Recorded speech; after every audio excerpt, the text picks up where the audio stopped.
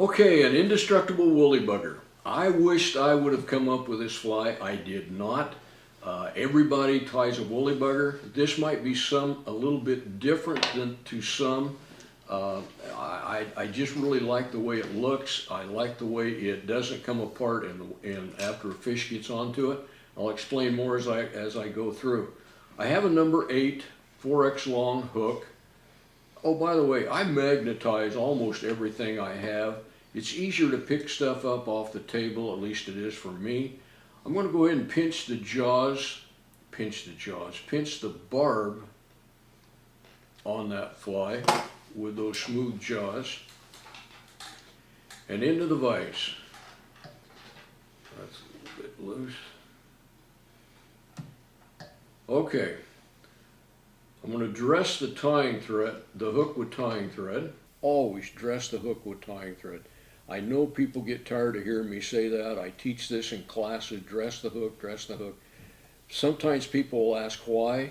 The reason is because then the material, the body, will not slip around the hook shank. It will stay right there. First thing I want to tie on is a marabou feather. Marabou, very, very soft. You can see how it blows around.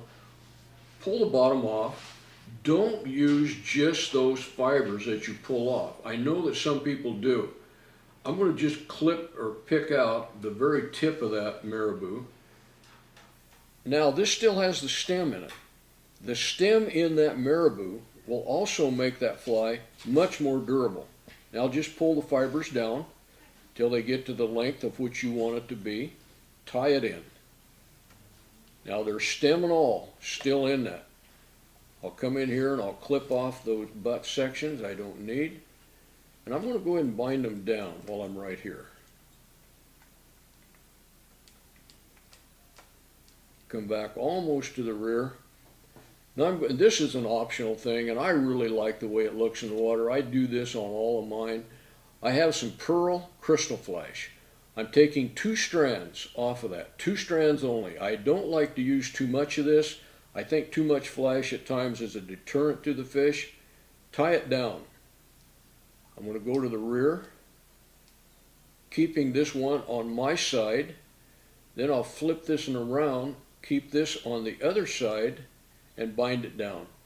Then come in and clip these crystal flash so it's just slightly longer than the marabou. And there it all is. I'm going to come back up to the front. I'm going to tie in the chenille. Come back to the back.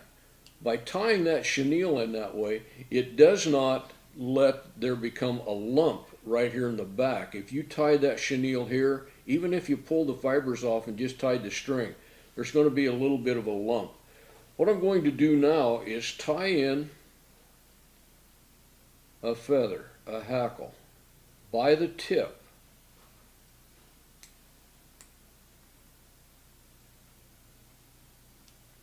Get it all bound down. Get my tying thread to the front. Now, take the hackle and the marabou together. I'm going to get rid of that fuzz. I don't need that. I'm going to clip that marabou off, that chenille off, so it's about the same length. And I'm going to grab all that with a pair of hackle pliers. Grab the 2 of them together. If I can get them together. Just grab them with those hackle pliers, both of them.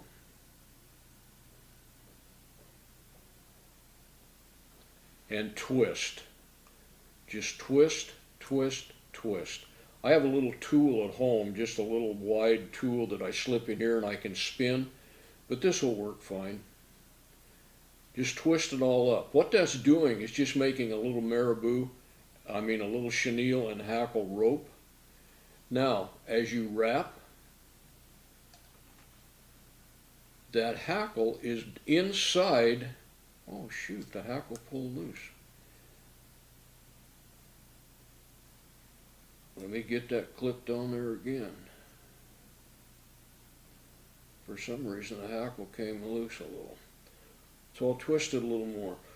But what this does, it binds that hackle inside each chenille wrap, making it very difficult for a fish's tooth, oh it can, for a fish's tooth to get in there and break that hackle.